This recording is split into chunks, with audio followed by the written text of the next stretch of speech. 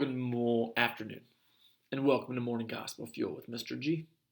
It is Tuesday, September 7th, the 23rd Tuesday of Ordinary Time, and it is the feast day of Saint Marko Križevčanin, or Marko Križevčanin. He's Croatian, so I can't really pronounce that very well, but he was a Croatian Roman Catholic priest, professor of theology, and missionary who was very active in the 17th century.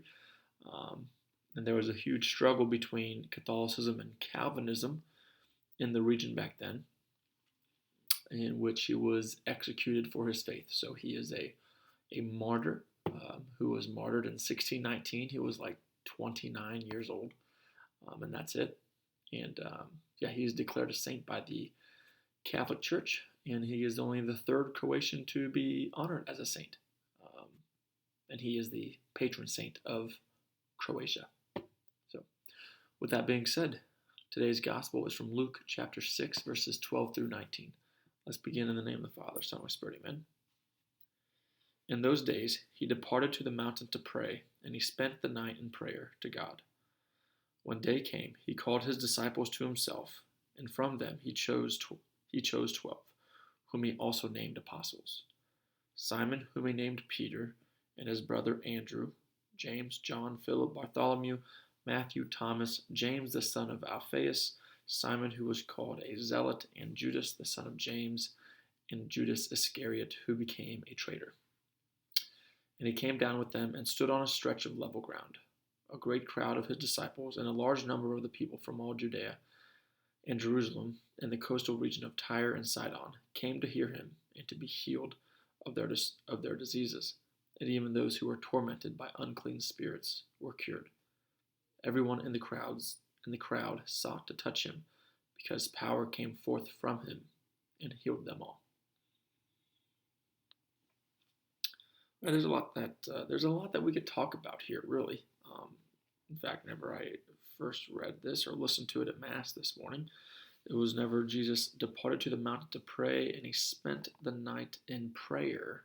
And then when day came, the disciples met up with them. So my initial thought was like, does Jesus sleep very much? He's God-made man. Man needs sleep. So I didn't know if Jesus, does he sleep much physically? He never sleeps spiritually. He's God, but I wonder if he slept very much. How many hours of sleep did he get? The mind of Kevin doesn't really matter right now. But then he called the disciples after that. And then after he called them all,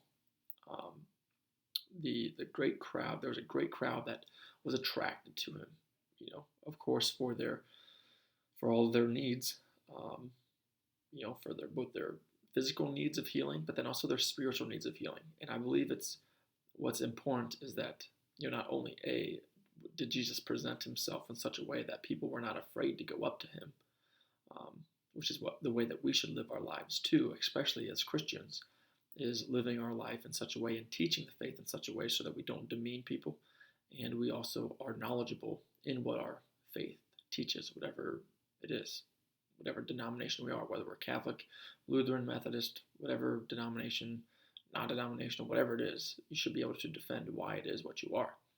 And so even amongst that, like Jesus strictly knew who he was. He wasn't afraid to say it and explain it. And all the people weren't afraid to go up to him.